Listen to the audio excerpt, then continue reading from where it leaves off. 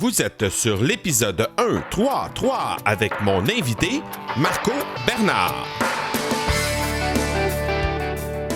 Bonjour et bienvenue sur l'Accélérateur. L'Accélérateur, eh bien, c'est le show sur lequel, à chaque épisode, je vous présente des experts et champions entrepreneurs qui nous livrent le secret de leur succès en lien avec le marketing, les ventes ou l'entrepreneuriat. Je m'appelle Marco Bernard, je suis entrepreneur en série depuis 25 ans et je vous aide à accélérer vos résultats. Merci beaucoup d'être ici avec moi aujourd'hui. C'est le temps de propulser votre entreprise.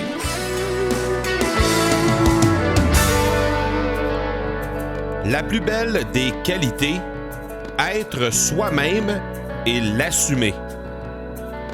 Citation de Marie-Thérèse Rodet-Geoffrin.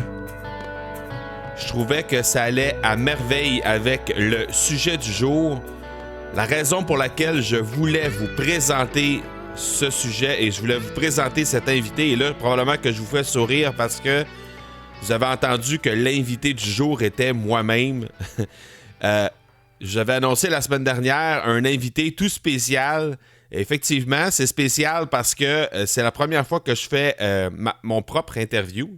Ça paraît curieux à dire comme ça, mais dans les faits, le pourquoi que j'ai décidé de faire cette entrevue, que j'ai décidé de faire ce type d'épisode-là, c'est que simplement, je voulais célébrer mon cheminement depuis le début de l'accélérateur, depuis même un peu avant ça.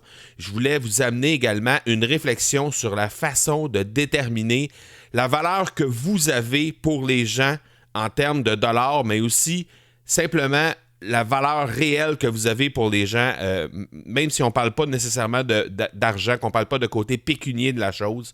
Je ne sais pas si vous avez déjà fait cet exercice-là, mais je trouve intéressant de savoir, de voir à quel point les gens peuvent avoir une perception qui est différente de la perception que nous, on a de nous-mêmes. Et il y a beaucoup de personnes qui ont un problème à charger, à exiger le juste montant en fonction soit de leurs compétences ou de leur expérience. Et je vous partage déjà 2 exemples rapides. Le premier exemple, c'est l'exemple de ma conjointe incidemment, je l'ai reçu à l'épisode 63 de l'accélérateur. Si ça vous intéresse de jeter un œil là-dessus, j'ai interviewé mon épouse à ce moment-là. Et elle, dans la vie de tous les jours, elle est massothérapeute. À plusieurs reprises, j'ai eu une discussion avec elle sur la valeur de ses massages, sur qu'est-ce qu'elle exigeait en retour de ses massages et de ce qu'elle faisait aux personnes, les services qu'elle offrait et tout ça. Ce que je me rends compte, c'est que lorsqu'on additionne toutes les formations qu'elle a fait, tous les diplômes qu'elle a fait et l'expérience, tout le bagage qu'elle a, elle a passé par des équipes de hockey junior majeur. Elle a été thérapeute du sport pour certaines équipes junior majeures. Ensuite de ça, elle a travaillé aussi avec d'autres équipes de d'autres sports, en rugby entre autres. Elle a travaillé dans d'autres sports également. Elle a une formation, comme je le disais, de thérapeute du sport, en plus d'avoir une formation de massothérapeute. Alors, elle a la possibilité et elle a les formations et les compétences pour être capable d'exiger beaucoup plus en termes de dollars que ce qu'elle exige présentement. Mais comme elle ne se sent pas confortable à exiger un tel montant et elle pense, entre autres, que les gens vont penser ou vont arrêter de venir la voir ou vont penser qu'elle exige trop pour être capable de se prévaloir de ses services. Elle hésite à augmenter les prix de ses services, de ses prestations. Donc ça, c'est le premier exemple que je voulais vous donner. Puis vous allez voir, ça va prendre tout son sens tantôt quand on va parler de comment on peut arriver à justement avoir une idée de ce qu'on apporte aux gens en termes de valeur puis ce qu'on a à offrir en réalité, puis ce qui va permettre par la suite d'aller mettre un signe de dollar au bout par rapport à ça. Le deuxième exemple que je vais vous donner, c'est mon bon ami Dominique Sicotte, que j'ai reçu à l'épisode 13 de l'accélérateur également. Lui, dans son cas, il a une valeur incroyable sur son expérience. Il a travaillé avec plus de 350 CIO à travers sa carrière. il a un vécu incroyable au niveau, tant au niveau de son expérience de professionnelle, c'est-à-dire qu'il a travaillé en relations publiques, il a travaillé en marketing, il a été coach d'entreprise, il a eu ses propres entreprises également. Ça a été un des premiers francophones podcasters à travers le monde à faire du podcast dans un modèle corporatif. Et de tout ce qu'il connaît, parce qu'il a fait énormément de formations un peu partout. C'est un homme qui lit énormément. C'est un homme qui est extrêmement cultivé, qui a un background en psychologie à l'université. Donc, c'est un gars qui est extrêmement cultivé, qui a énormément de connaissances. Mais quand vient le temps de commencer à dire, OK, on va mettre un produit en place, on va commencer à regarder pour justement établir peut-être des services, commencer à mettre des prix sur ces choses-là, bien là, ça devient un peu plus difficile parce que lorsqu'on compare justement avec les gens du domaine, ben, on se rend compte que, de toute façon, lui, il a énormément plus de bagages, plus d'expérience, plus de formation, plus de connaissances que tous ces gens-là qui exigent peut-être 2 et 3 fois le prix que Dominique ose mettre sur ses prix. Donc, ça, c'est un autre exemple que je voulais vous donner parce que ça ressemble un peu au premier avec ma conjointe. En termes de discussion de fond, au niveau de la philosophie de la discussion, ça ressemble un peu à ça, mais il reste que à la base, on va regarder tantôt comment on peut arriver à faire ça de la bonne façon par la suite. Moi, je vous ai même partagé à l'épisode 132 la méthode Crow. Ben, en fait, ce qu'on peut retirer d'un podcast tiré de l'acronyme Crow. Et à l'épisode 004 aussi de l'Académie du podcast, j'ai partagé un peu ce type le podcast, l'Académie du podcast, étant un autre podcast que j'anime, si jamais ça vous intéresse d'aller jeter un œil à ce niveau-là. À l'épisode 4, j'ai partagé un peu aussi ce qui s'en vient et ce que le podcasting m'a rapporté jusqu'à maintenant. Donc, le cheminement de comment arriver... je vais vous présenter ça un peu plus loin, de comment arriver justement à avoir une meilleure idée et à être plus confiant dans ce qu'on va demander, de ce qu'on va exiger aux gens pour faire affaire avec nous. Donc, avant d'aller plus loin, par contre, je veux vous présenter quelqu'un qui va être avec moi à chaque semaine à partir de maintenant. Donc, j'aurai la chance de recevoir une nouvelle collaboratrice qui s'appelle Micheline Bourque et elle viendra nous présenter un outil pour entrepreneurs à chaque semaine. Donc, sans plus tarder, laissez-moi vous la présenter. Donc, comme à chaque semaine, à partir de maintenant, Micheline Bourque, qui est présidente fondatrice du Club de lecture à faire, va nous faire l'immense honneur de venir nous présenter des livres qui ont le potentiel d'inspirer les entrepreneurs qui nous écoutent. Alors, Micheline, bonjour et bienvenue sur l'Accélérateur. Tellement contente d'être là, Marco. Merci vraiment de me donner cette belle occasion. Tantôt, on va te donner l'opportunité de présenter justement ce club de lecture à faire, mais tout d'abord, tu vas nous présenter un premier livre tout de suite pour cette semaine. Parfait. Alors, moi, j'ai choisi pour cette semaine de vous présenter mon coup de cœur 2018 jusqu'à maintenant. Donc, il reste juste 4 mois pour un autre ouvrage de venir déplacer celui-ci. C'est un livre québécois qui a été écrit par Daniel Lafrenière qui s'appelle « De que c'est l'expérience client ». Donc, cet ouvrage ici, à mon avis, est extrêmement bien fait et il va permettre à tous ceux qui vont le lire de vraiment avoir une très bonne compréhension de ce qu'est l'expérience client. La raison pourquoi ce livre-là est mon coup de cœur, justement, c'est la façon qu'il aborde le sujet. Donc, c'est extrêmement bien écrit. C'est un très petit livre. Au début, je vais t'avouer, j'étais vraiment pas convaincue, mais au contraire, c'est un petit chef-d'œuvre qui se sert des grands exemples de grandes compagnies comme Apple et toutes les grandes entreprises qu'on connaît, là, qui ont des succès en expérience client. Mais dans les faits, la façon qu'il présente la matière, même si c'est un exemple d'une très grande entreprise, il nous donne suffisamment de conseils, de trucs, des petites choses qu'on peut faire, peu importe la taille de l'entreprise. C'est un livre qui est extrêmement bien documenté. J'adore l'utilisation qui fait des références, justement. C'est un des points forts du livre. Donc, si on veut en apprendre davantage sur l'expérience client, on a 120, je pense, références là-dedans, toutes pertinentes, toutes excellentes. Daniel Lafrenière, c'est pas son premier livre, c'est son 4e livre. C'est un gars qui s'exprime très bien, qui maîtrise sa matière. Il nous donne des trucs très concrets, très faciles, des principes très faciles à comprendre, éliminer les obstacles, parler le langage du client, connaissez et reconnaissez votre client, diminuer l'anxiété, des choses très simples, munies de petits trucs et petits conseils. Donc, c'est vraiment mon coup de cœur jusqu'à maintenant. Je m'attendais pas à ça, mais c'est un livre publié à compte d'auteur. Excellent, excellent bouquin. Donc, avis aux intéressés, c'est le coup de cœur 2018 pour ce qui me concerne en 2018 jusqu'à maintenant. Là. Mm-hmm. Tu dirais ça s'adresse à qui? Est-ce que c'est plus pour les entrepreneurs qui sont dans le commerce de détail? Est-ce que c'est des gens qui sont dans la distribution? C'est... Tout produit, service, commerce de détail ou entreprise de service va s'intéresser parce que l'expérience client, c'est ça qu'il fait. Parce que lui, sa définition, justement, c'est l'émotion qu'on ressent. C'est ça l'expérience client quand on va dans un magasin ou qu'on fait appel à un service. Donc, tout service, tout produit confondu, ça s'applique, il n'y a pas de distinction à ce niveau-là. Donc, c'est vraiment de créer, c'est tout ce processus-là, plus l'après-vente qu'il faut maîtriser et bien sûr, pouvoir mesurer. Donc, il nous donne aussi des trucs sur comment mesurer tout ça. Donc, c'est vraiment un livre qui s'adresse à un large public d'entrepreneurs, d'entreprises de services, de commerce de détail. C'est une belle petite... Par exemple, moi, si j'étais entrepreneur et j'avais une entreprise de commerce, je voudrais l'acheter pour mes employés. Je le voudrais pour moi, puis je l'achèterais à mes employés pour qu'ils comprennent ce qu'on essaie de bâtir avec l'expérience client. OK.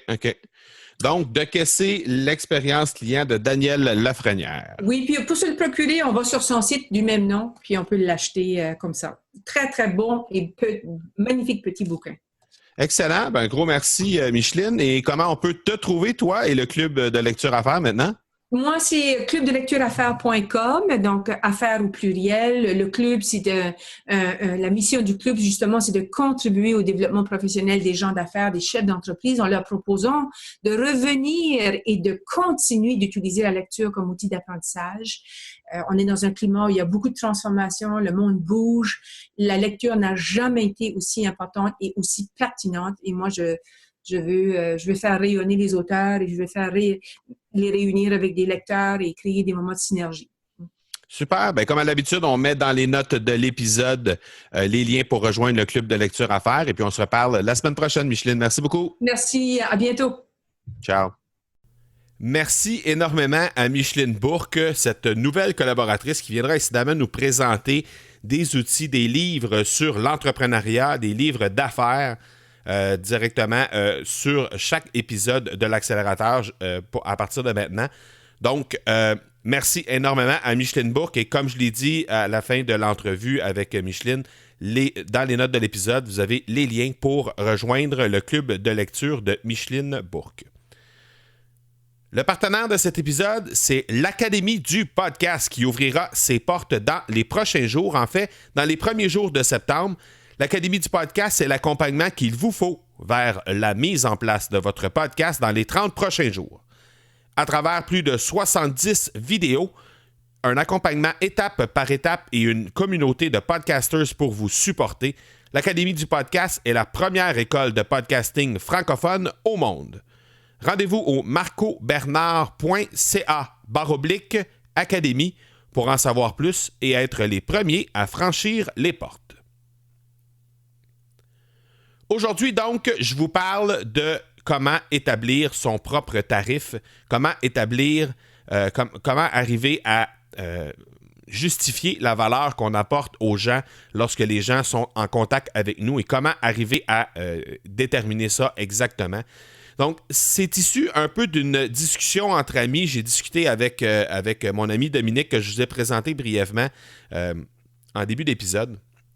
Et discuter aussi avec plein d'autres personnes, notamment de l'Académie du podcast, le cours que je m'apprête à lancer dans les prochains jours. Et on était à déterminer les tarifs, ce qui était offert à l'intérieur de ce cours-là, c'était quoi les services qui étaient pour être offerts, etc.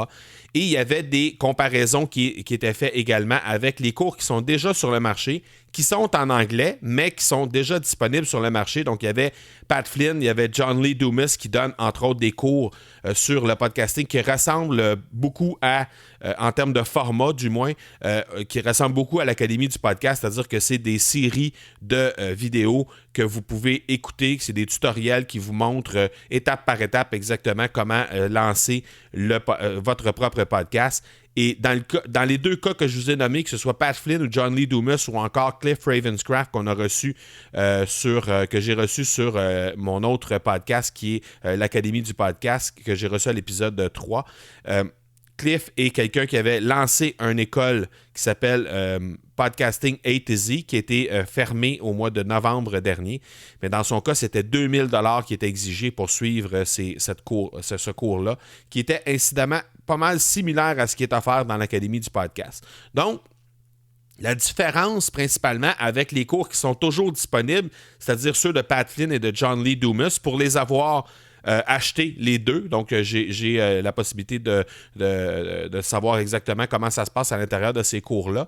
Eh bien, la différence principalement, c'est qu'il va y avoir un peu plus de support qui va être offert, support personnalisé, que ça va être disponible en français. Donc, le fait que ce soit disponible en français, ça permet de mieux comprendre des fois les subtilités un peu de ce qui se passe, même si vous comprenez bien l'anglais, dans la mesure où le français est votre langue première, ben c'est définitivement plus intéressant d'avoir la possibilité d'avoir toutes les petites subtilités qu'il y a à travers ça. Sinon, bien, il y a beaucoup plus de détails dans bien des sphères en rapport avec certaines choses. Donc, notamment sur comment développer son podcast, comment augmenter son audience, comment monétiser. Donc ça, je suis allé un peu plus loin que ce qu'il y a dans les cours de Pat Flynn et de John Lee Dumas.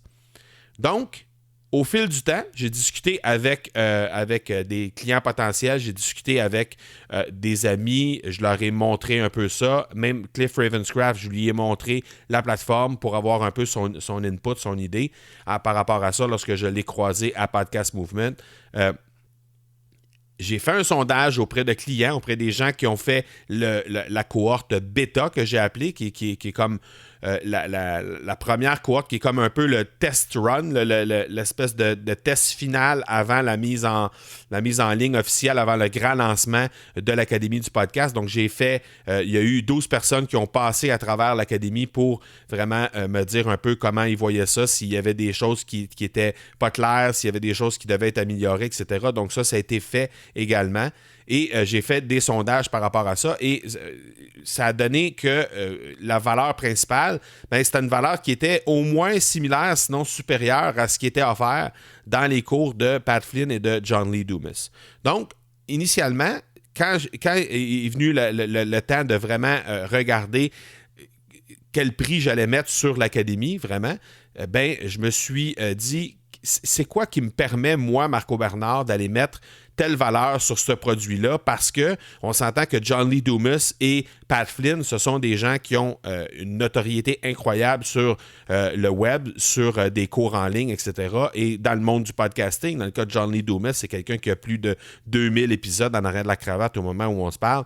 Dans le cas de Pat Flynn, c'est plusieurs centaines, tout près probablement du millier présentement. Je n'ai pas fait le décompte, mais probablement tout près du millier, alors que moi, j'approche le 200 au moment où on se parle. Donc, comment je pouvais me comparer à eux, mais en même temps, essayer d'établir ma propre valeur à moi et ce que je suis prêt à mettre sur la table lorsque les gens travaillent avec moi. Donc, j'ai fait des sondages, j'ai parlé avec des clients, des anciens joueurs aussi, parce que j'ai coaché des athlètes au cours de ma carrière. Donc, j'ai parlé avec des anciens joueurs, j'ai parlé avec des gens que j'ai coachés, des clients, des anciens employés, etc. Donc, j'ai fait vraiment le portrait global de ce que je pouvais apporter comme valeur.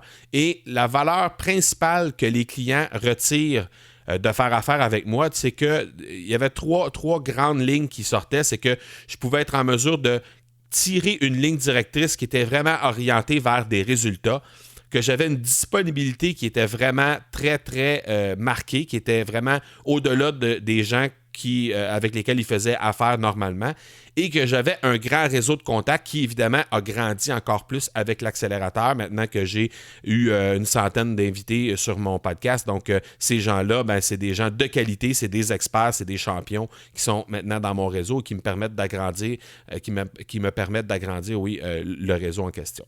Donc, ça, c'était les trois grandes valeurs principales que les gens tiraient de faire affaire avec moi. Ensuite, je leur ai posé la question, quelle était la force principale que j'avais sur le plan professionnel. Donc, encore là, j'ai retiré comme trois tendances. Donc, la première, c'était d'avoir un esprit d'analyse très poussé, très critique. Le deuxième, c'était d'être très structuré et d'être capable d'établir des plans efficaces. Puis la troisième, c'était que j'étais un homme d'action. Que moi, je n'étais pas le genre de personne qui parlait puis qui avait... qui passait son temps à parler, puis qu'il n'y avait rien qui sortait au bout, là. Que j'étais pas quelqu'un... J'étais quelqu'un qui prônait par l'exemple, autrement dit, par l'action. La troisième question que je leur ai posée, c'est ce qui me différenciait à leurs yeux, à eux. Donc, ce qui me différenciait des autres. Donc, la principale chose, c'était la détermination et la constance. Il y avait aussi l'authenticité et mon excellente connaissance des outils numériques de par toutes les formations que j'ai faites et aussi de par les actions que je pose sur les médias sociaux. Les gens qui me suivent, que ce soit sur Instagram, que ce soit sur LinkedIn, etc., savent que je suis quelqu'un qui est passablement actif sur ces plateformes-là. Donc, les gens appréciaient l'excellente connaissance des outils numériques que j'avais. ClickFunnels ici, comment monter des sites Internet, etc. Donc, j'ai vraiment une bonne base à ce niveau-là, sans dire que je suis un expert dans ces domaines-là. Il reste que j'ai vraiment une bonne base pour être capable de bien utiliser. L'autre chose que je mets sur la table lorsque les gens décident de faire affaire avec Marco Bernard, c'est j'ai été reconnu, mon entreprise en fait de production extrême, qui est l'entreprise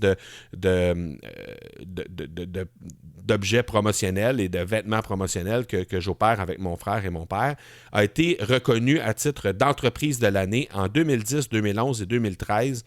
Donc, 3 fois sur les 4 années où on a postulé, où on a mis notre nom, on a été reconnu par une chambre de commerce ici en région, 3 fois sur 4 comme étant l'entreprise de l'année. J'ai été aussi reconnu à titre de mentor avec l'accréditation bronze dans la région ici pour le réseau M, donc qui est le réseau qui chapeaute le mentorat à travers le Québec, entre autres. L'autre chose, c'est qu'il y a eu énormément d'entreprises qui ont été lancées, une vingtaine d'entreprises pour être plus précis, dans une quinzaine de domaines différents. Et il y a plus de 27 années d'expérience d'entrepreneuriat. Donc, le fait de toute cette expérience-là que j'apporte, que je mets sur la table, et le fait que j'ai travaillé dans plein de domaines différents, mais ça fait en sorte qu'à un moment donné, je finis toujours par être capable d'aller tirer des exemples à droite et à gauche qui sont applicables dans le portrait que la personne me présente. Donc ça, c'est intéressant de ce côté-là également. L'autre chose que j'apporte sur la table, c'est le nombre de personnes que j'ai coachées tout au long de ma carrière. Donc si on regarde simplement au niveau du sport, par exemple, j'ai coaché plus de 1000 athlètes à travers mes 26 années d'expérience dans le sport. Donc, j'ai été impliqué dans le baseball, j'ai été impliqué dans le hockey, j'ai été impliqué dans d'autres sports également, mais à plus petite échelle. Mais quand même, plus de 1000 athlètes que j'ai eu la chance de côtoyer. J'ai formé plus de 100 entraîneurs également au cours de ma carrière pour différents domaines, différents sports, encore une fois. Au niveau de la business, j'ai eu à coacher et à mentorer plusieurs dizaines de personnes au fil des années. Et des employés, j'en ai dirigé plus de 500 au fil du temps.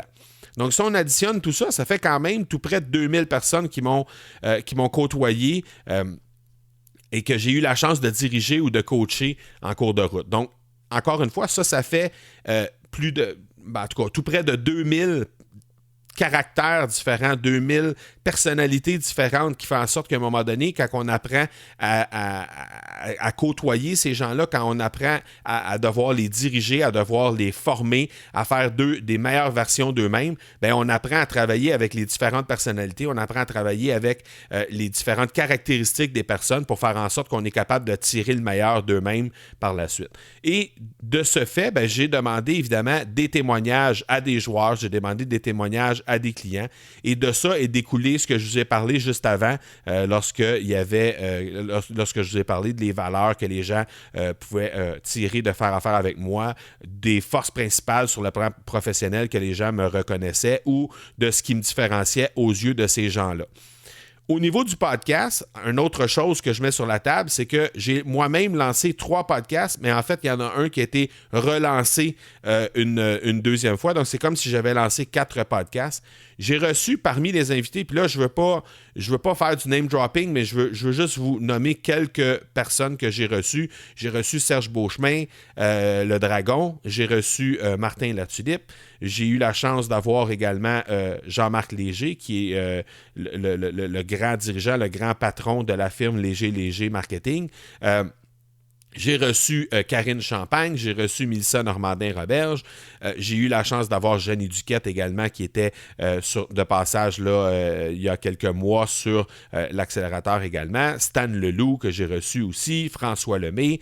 Donc j'en ai eu une multitude, là je ne veux pas passer à travers la liste, mais j'ai eu déjà plusieurs personnes, plusieurs dizaines de personnes, presque 100 personnes ont passé sur l'accélérateur, j'ai eu la chance de recevoir.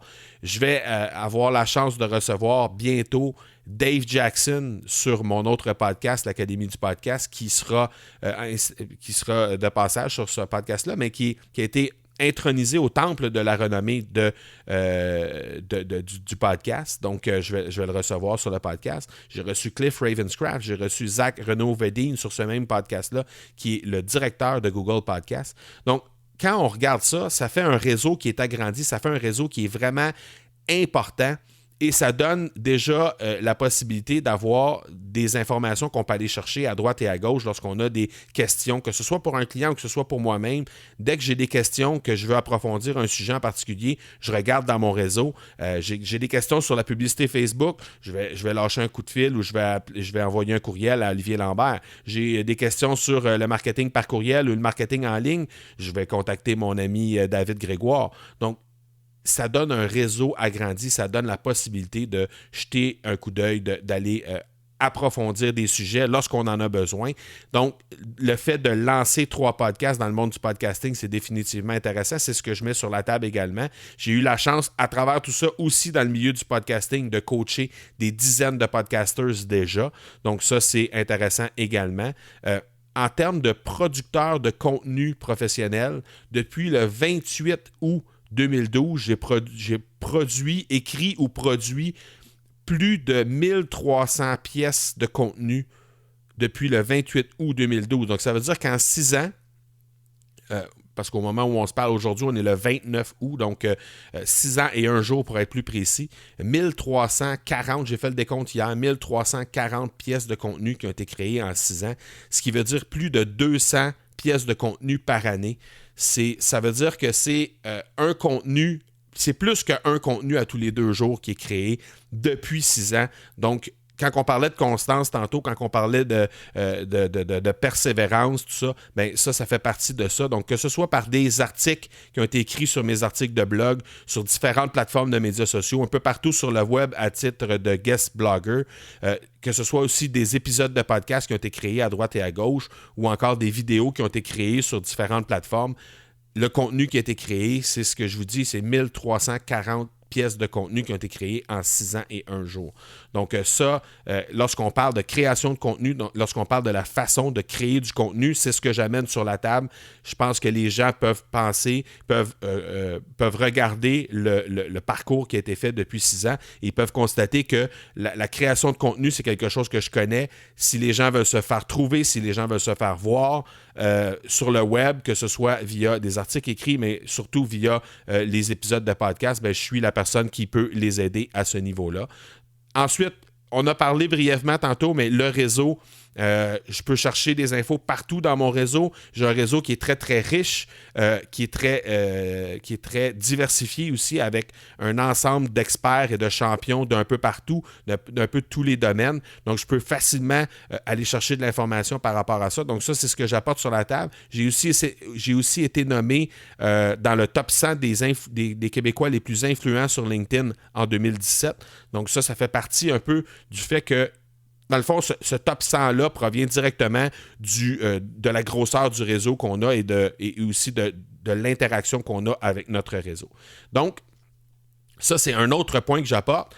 On a parlé tantôt de fixer des buts, d'avoir la possibilité de mettre des plans de match de l'avant, de tracer une ligne qui est orientée vers des résultats.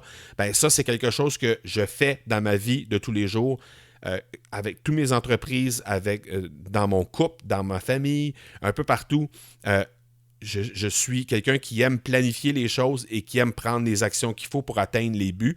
Donc ça, c'est quelque chose que j'apporte sur la table aussi parce que des fois, c'est simplement ça que les gens ont de la difficulté avec, d'établir des buts, de vraiment être alignés avec les objectifs et d'atteindre ça. Donc ça, c'est quelque chose que je pense qui est intéressant d'avoir accès lorsqu'on fait affaire avec Marco Bernard. Sinon, également, en terminant, la formation, continuer d'apprendre. Depuis 2010-2011, j'ai fait des lectures, j'ai lu peut-être, j'ai pas fait la décompte là, parce que ça, c'est un peu plus difficile parce qu'il y a des livres qu'on emprunte, il y a des livres qu'on loue à la bibliothèque, etc. Donc, c'est un petit peu plus difficile, mais ça chiffre certainement en plusieurs dizaines, puis peut-être même en centaines au moment où on se parle.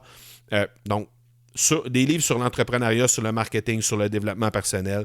Il y en a eu énormément dans les 7-8 dernières années. Il y a eu plusieurs formations, des dizaines de colloques, des conférences auxquelles j'ai assisté, des formations avec les meilleurs experts à travers le monde, les Neil Patel de ce monde, les Martin Latulippe, les Cliff Ravenscraft, les Pat Flynn, Lewis Howes, Grant Cardone, Russell Brunson, John Lee Dumas. Donc, tous ces gens-là, ce sont des gens avec lesquels j'ai travaillé, avec lesquels j'ai soit consommé des produits qu'ils ont, soit suivi des formations qu'ils ont, soit lu des livres, etc. Ou soit je continue d'apprendre en écoutant des podcasts, en continuant à lire des articles de blog à tous les jours. Donc, depuis 7-8, même un peu plus que ça, là, certainement 7-8 ans, il y a eu énormément de formations. Je continue d'apprendre à tous les jours. Donc, je continue...